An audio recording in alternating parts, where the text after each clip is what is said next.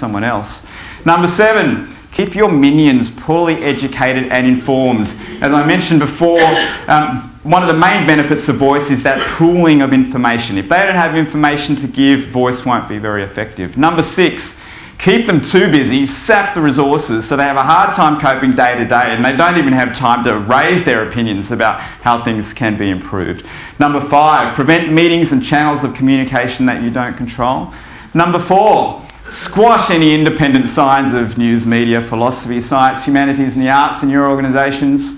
Number 3, recruit, develop and reward followers. And I think this is something that a lot of organisations actually do quite well, unfortunately.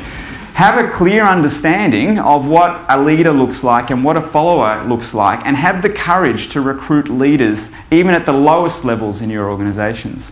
Number 2, increase hierarchy, bureaucracy and closed doors to the extent that you put levels and floors and forms and doors in the way of voice, all the better. Number 1, if you feel compelled to listen to others and act on their feedback, then at least take credit for their ideas.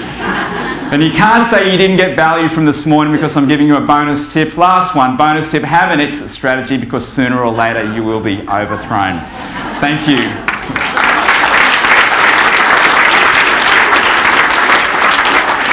Thank you. Frank, do we have time for questions? I think we've got time for 1 or 2 questions, perhaps we'll cap it at. Any questions for Pete? Oh, come on, I do like questions. It means you have been listening. Yes. I was intrigued to see that teamwork scored only one of the lowest scores between the two. What are your thoughts on that as to why teamwork would be high, but other things that are related, so teamwork would be low, but some of the other drivers that are connected to it are high? Yeah. So on this slide, I guess I was highlighting the areas which are clearly different, that there are other issues or benefits that potentially come from voice. But we do see some lower issues there. Teamwork is one of those. Work-life balance is another area there that doesn't show a strong relationship with involvement. So what that number is saying is that the top quartile of organisations in terms of their involvement levels are only scoring 10% higher in terms of teamwork. I interpret that, and the way that we define teamwork within the survey is relationships between immediate co-workers. I think involvement is much more of a top-down or vertical communication issue in organisations, and to the extent that there is involvement, that doesn't necessarily impact greatly on whether or not you get on well with the folks you're working with on a day-to-day basis. That's my interpretation of that.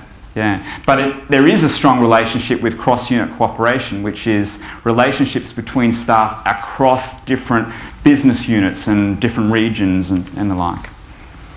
Any other questions? Yes.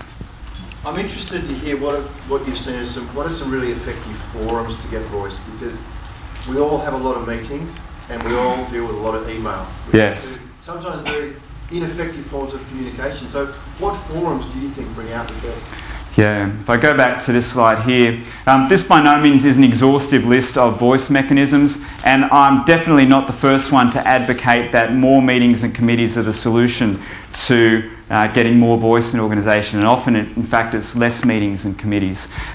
Sometimes they can be done very well. We did work with an organisation called Fast Meetings, I believe, Lou, who gave us some guidance in terms of how to run meetings more effectively, and basically that comes down to really knowing what it is that you want to get out of your meetings, have a way of evaluating the effectiveness.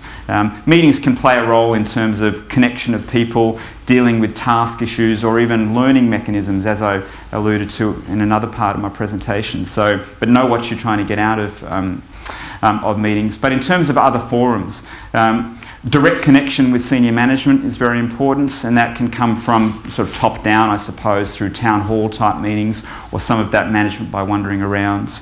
On the left hand side here tends to be the practices, or perhaps the top half of that, the practices of more progressive organisations. On the right hand side are a lot of those industrial relations issues that when there's a bad relationship between senior management and staff, then you tend to have to fall back on these types of mechanisms. It's a bit of a roundabout way of answering your question. I'm happy to continue that conversation afterwards. Should we wrap up, Frank? Yeah, I think. All right. I hope you found that useful. Enjoy the rest of the morning. Thanks. Thanks so much for that, Pete. I certainly found it useful and entertaining.